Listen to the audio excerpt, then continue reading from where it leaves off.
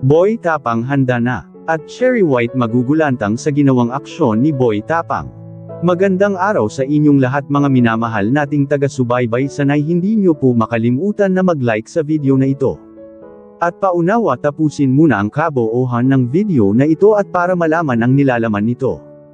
At maraming salamat po sa pagpatuloy na pagsuporta, mabuhay po kayong lahat.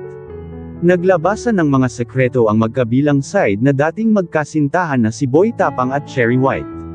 At ito na nga ang naging dahilan na humantong silang dalawa sa paghaharap ngayon kina Sir Raffy Tulfo. At sabi ni Boy Tapang sa kanyang nakaraang live niya patungkol kay Cherry White na kaya sila naghihiwalay ay hindi na niya makayanan ang pag-uugali ni Cherry White at pati na ang pambubugbog sa kanya. At ito talaga anya ang pinaka-dahilan kung bakit nakapagdesisyon siya na hiwalayan na lang niya si Cherry White. Noong makakaya at matatanggap pa niya ang mga pananakit ni Cherry White sa kanya ay tinitiis niya ito dahil sa mahal na mahal anya niya ang taong ito. Ngunit dumating na talaga sa puntong hindi na nakakayanan ni Boy Tapang ang pagmamalupit ni Cherry White laban sa kanya.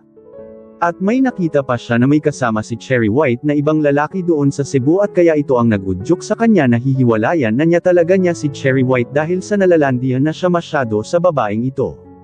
Hindi po tayo nag-imbento ng mga sinasabi mga minamahal nating taga-subaybay, bagkus nagsasabi lang po tayo sa ipinahayag ni Boy Tapang sa nakaraang live niya sa paglabas niya ng katotohanan at patungkol sa pag-uugali ni Cherry White. At nasabi rin ni Boy Tapang sa kanyang live na hindi siya natatakot kay Cherry White kahit naaabot pa sila kina Sir Raffy Tulfo dahil sa marami anya siyang hawak-hawak na mga ebidensya laban kay Ma'am Cherry White. Kaya ito ang pinanghahawakan ni Boy Tapang laban kay Cherry White sa kanilang harapan doon kay si Raffy Tulfo. At mayroon lang napansin ang mga viewers na bakit iba ang sinasabi ni Cherry White doon sa kina Sir Raffy Tulfo.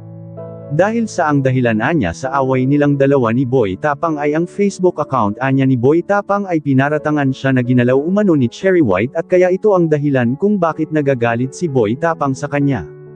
Ngunit kung si Boy Tapang naman ang makapagsasabi sa totoong dahilan ay kaya hiniwalayan niya si Cherry White ay hindi na niya kaya pa ang pananakit ng babae na ito sa kanya. At paalala, sinabi ito ni Boy Tapang mismo sa kanyang live na siya talaga ang nakipaghiwalay sa totoo lang dahil hindi na niya kaya pa ang kagagawan ni Cherry White sa kanya. Kaya ito ang pinagtaka ng karamihan na bakit iba ang sinasabi ni Cherry White.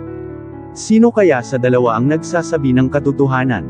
Ang pinakahinintay ng lahat ang paghaharap ng dalawa kina Sir Raffy Tulfo at para maging maliwanag na sa lahat ng mga viewers patungkol sa isyu na ito. At Boy Tapang gumawa na pala ng aksyon, makikita po natin sa ating video. Lumapit na pala si Boy Tapang sa kanyang abogado at para ma-resolve na ang kasong ito, at kampante si Boy Tapang na i-dismiss lang ang ginagawa ni Cherry White laban sa kanya. Ito lang po muna ang ating handog kwento ngayong araw mga minamahal nating taga-subaybay. God bless you all.